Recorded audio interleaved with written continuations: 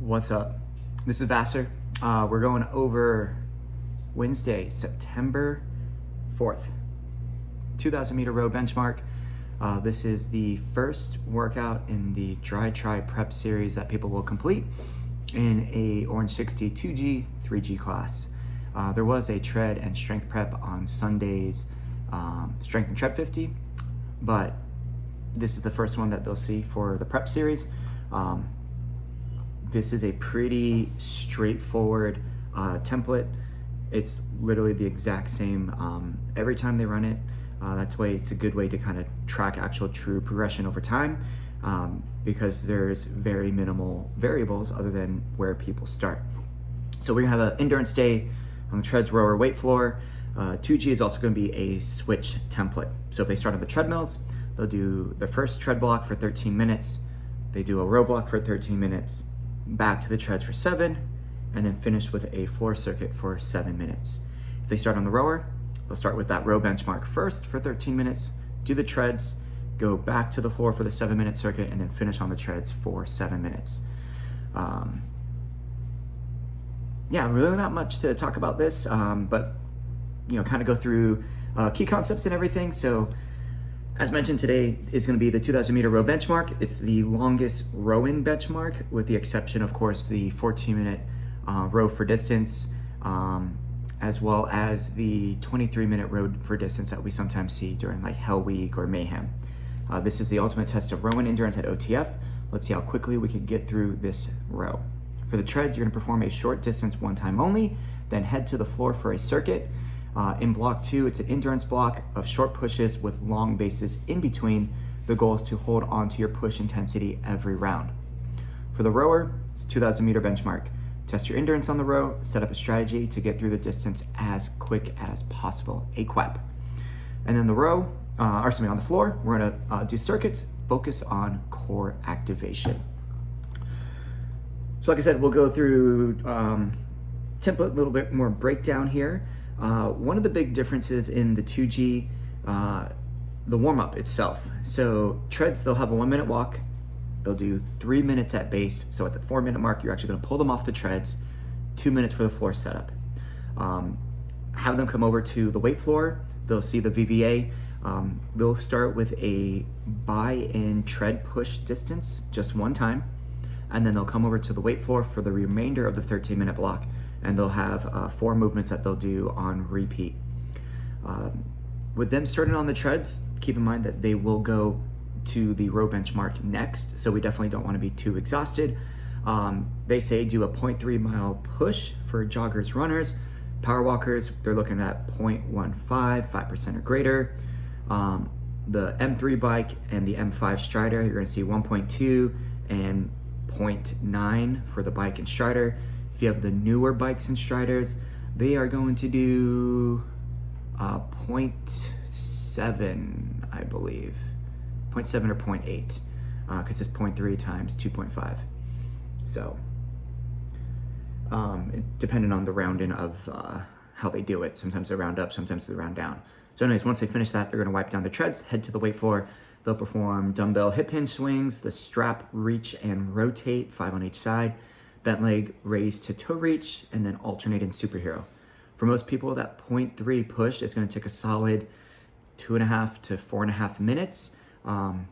Treat it like an extended warm-up. Allow them to kind of loosen up the shoulders and the upper body from pumping the arms, get on a lot of knee drive to get the hip flexors engaged, passive stretching through the hamstrings and glutes activation as well, and core activation. That way their full body is good to go when they head to the circuit. And then obviously on the circuit, they are tackling a bunch of movements that are incorporating the muscle groups that they're going to see for the rower itself.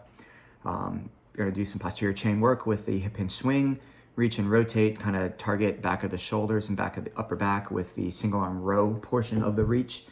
And then of course, actual core stuff with the leg raise to toe reaches. They'll see some flexion, and then the alternating superhero, getting some extension through that lower back.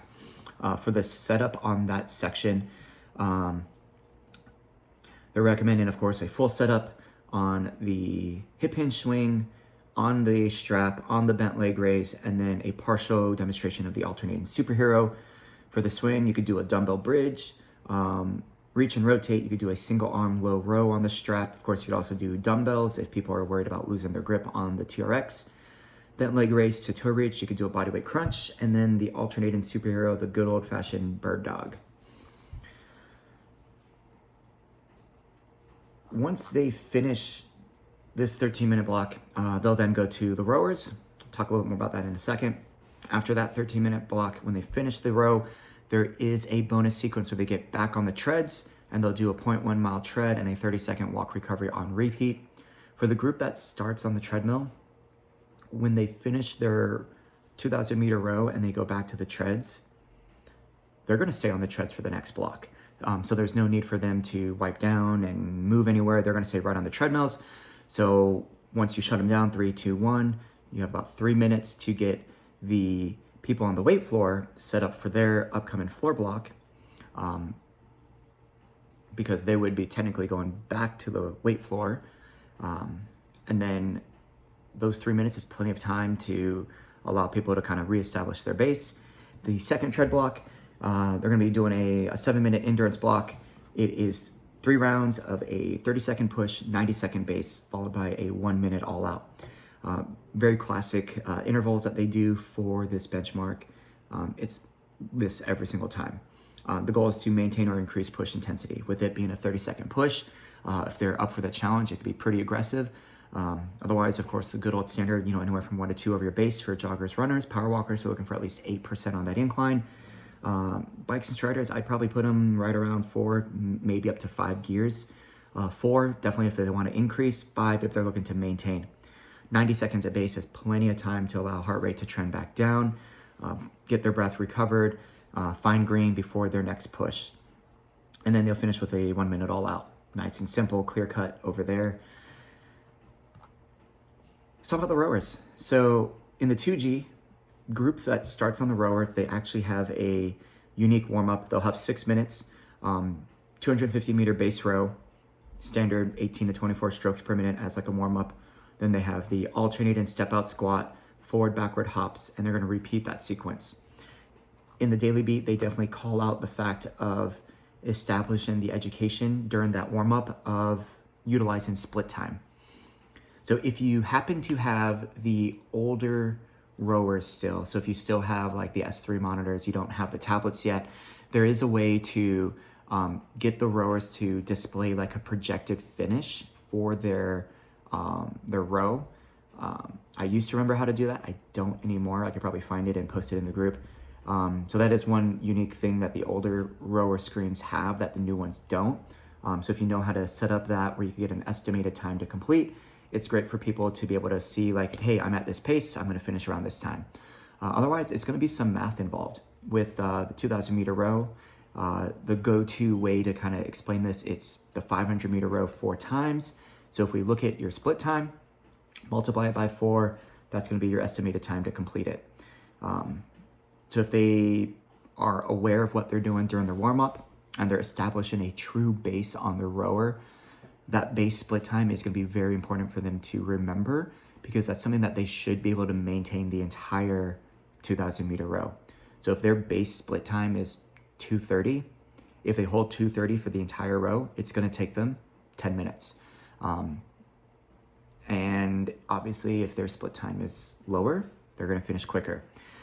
If you've ever had people do this before, definitely have that conversation with them out in the lobby. Look on the Orange Theory app, look at their previous row times, and then help them with the math of trying to establish what split time do they need to maintain to be able to beat their previous time. So if they finished it in 8 minutes, they have to hold a split time under 2-minute split, and they'll finish under 8 minutes. If they hold 1:59 the entire time, they'll finish at 7:56, which it's only 4 seconds, but it's a PR. PR is a PR. Even just 1% better is still better. This is very helpful to know when it comes to setting realistic goals. What I like to coach people with when it comes to split time, as far as like a push and an all out, whatever your base split time is, push is only about 3 to 10 seconds under your base split time. So just using that 2-minute split time, a push could be 1:57 as low as 150. Obviously, that 150 split time is going to be way more aggressive. That might be something you would see someone do for like a 30-second push or a 1-minute push. And then obviously the higher end at 157, that's going to probably be closer to like a 2 to 3 minute push. Their all outs, obviously, it's going to be dropped even more. So if you kind of, refer to how we coach the bikes, the striders, or even with the treadmills, they have that kind of range. So a push is 3 to 10 seconds under their base, and then their all out is probably between 3 to 10 seconds under their push. So with that 2-minute split time, then we could see, anywhere from 154 down to like 140 as a true all out. If they are doing this correctly, first 500 meters kind of sets a tone. They are trying to settle into a stroke rate that they feel pretty comfortable with. Definitely no more than 30 strokes per minute. I personally would do this about 26 to 28. Leg drive, we want to start on the conservative end. That way they have the ability to kind of give some gas and speed it up near the end. So, as far as RPE, we'd want to see about maybe 5 up to 6, no more than 7 out of 10 out of that leg drive.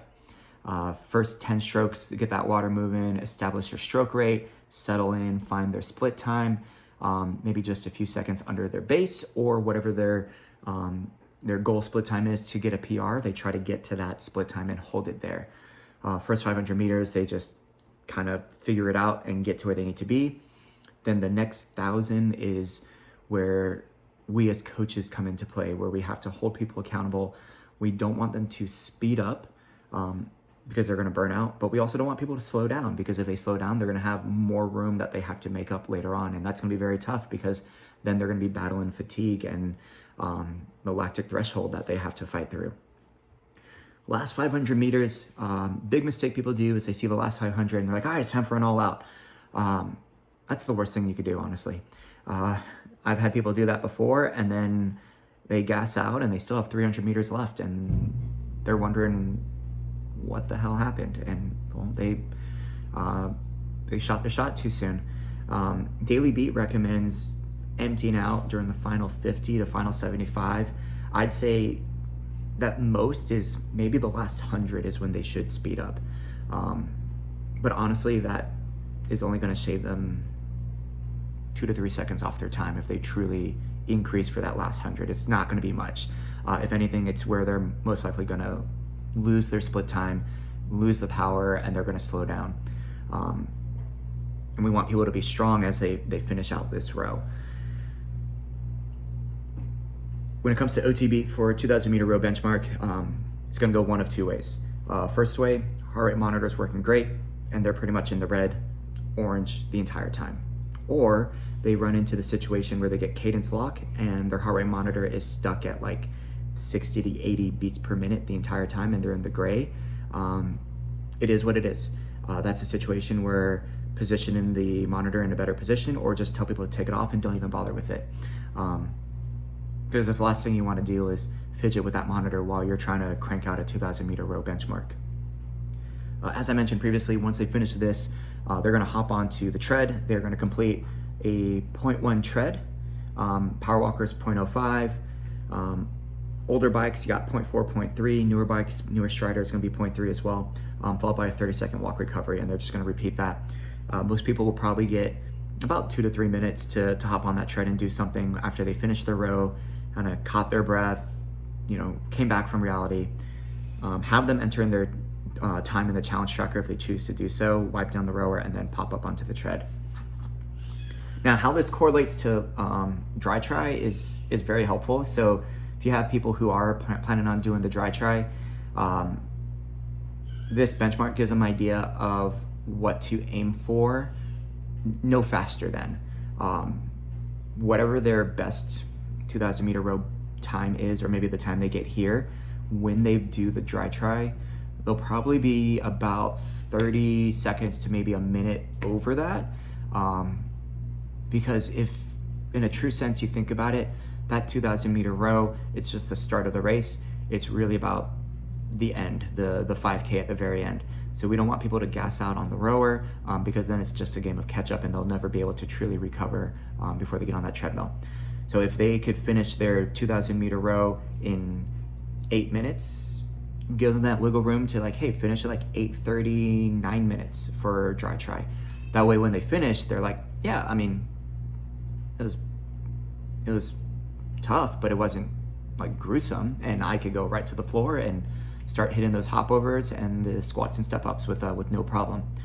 We don't want people to be on that rower and then they're completely gassed and then they're crawling over to the weight floor for the dry try. So it's a good thing to do when you are talking to members about expectations for this workout. You know, find out who plans on doing the dry try and allow them that moment to kind of understand how this will benefit them doing the benchmark for today. That's it for the rower. This is just the one 2,000 meter row, and then that's it. They won't use a rower again.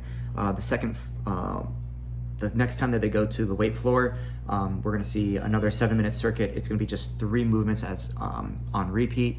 On the TRX, you have a chest press, the kneeling alternating halo, and then that low side plank pendulum with kickstand.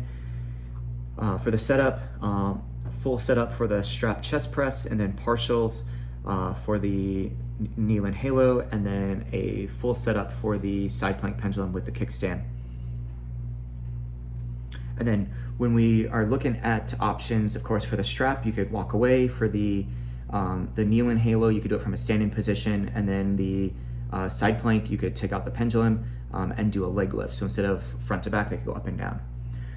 When we look at the kneeling halo, it's gonna be one of those like midline stabilization movements. So with the dumbbell kind of glued to their chest, we wanna pack those abs in tight, and then as they move the dumbbell, they're gonna lift to one side. As they come up, we wanna bring those elbows up to the ceiling and then back down. And then once they get back to the center, they go back the other direction. The big thing people tend to do is they'll start to like arch back and kind of round and move around, or they'll move their head around the weight. We wanna think about moving the weight around the body, so it kind of orbits. The goal in this block is, of course, as much core activation as possible. So they should really feel that engagement of the midline, protect the lower back, make sure tailbone is tucked, belly button drawn in. Finisher is gonna be their choice of either a high plank or a low plank.